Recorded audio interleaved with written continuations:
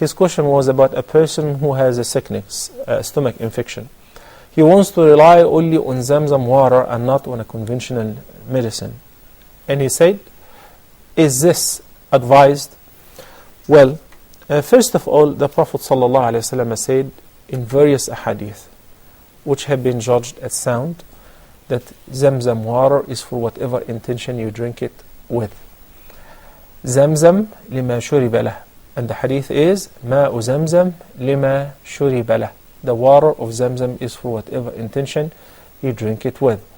So it's not only limited to if one is sick and intends to drink it with the intention of seeking the cure, but also for richness, also seeking the child to conceive, to be successful in business, to be successful in your worldly affairs, and in the hereafter as well.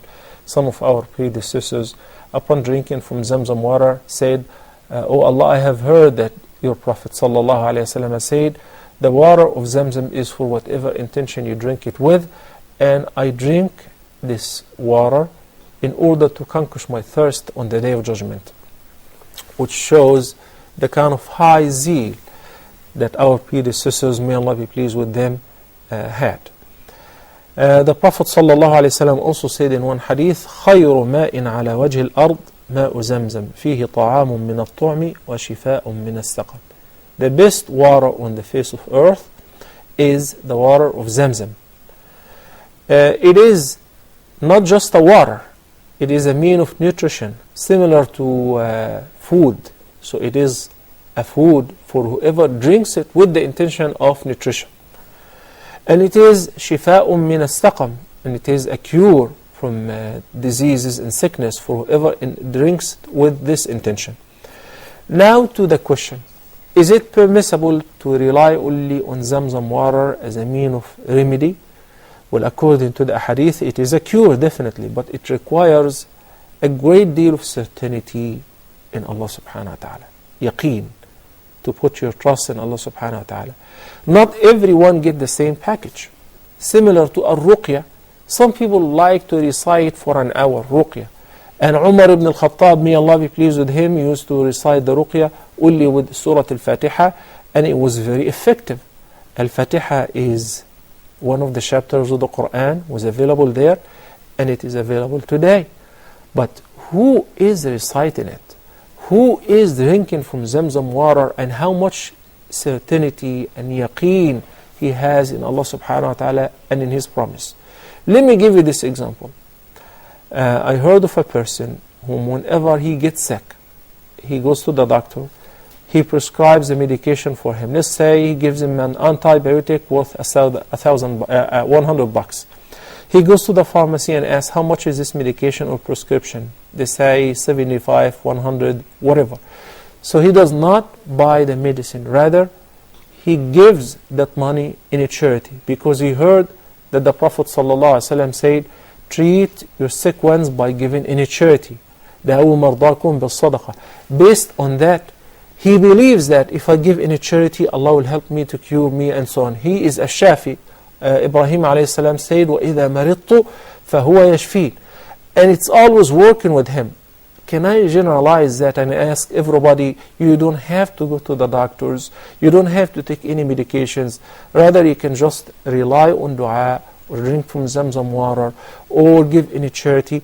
These are all wonderful means, but it depends on the person who is applying them, the person who's adopting them, not any person. So if one has this amount of yaqeen, I know people whenever we go for Umrah or Hajj, everybody gets sick, and everybody runs to the pharmacy to pick up some antibiotics or antipyretics or whatever. They say no, Zamzam water, and that's it. And when we try to copy them, it did work with us. It doesn't mean I'm saying that you don't have to take medication, because the Prophet ﷺ prescribed that. He said, تَدَاوَوا عِبَادَ اللَّهِ فَإِنَّ اللَّهَ لَمْ يَجْعَلْ دَاءً إِلَّا وَجَعَلَ لَهُ دَوَاءً. O servants of Allah, seek medication and remedy for ailments and sickness, because Allah did not create any sickness or disease without a treatment, but seek the proper medication.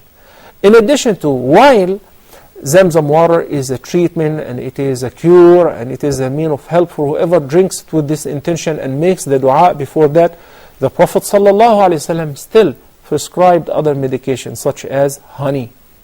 يخرج من بطونها شراب مختلف ألوانه فيه شفاء للناس. Honey, the natural honey, not the one which comes out of sugar, of course. And the Quran talked about it. There is an entire chapter in the Quran which is called An-Nahl, the honeybees. And Allah subhanahu wa ta'ala talks about the benefits and the virtues of the honey.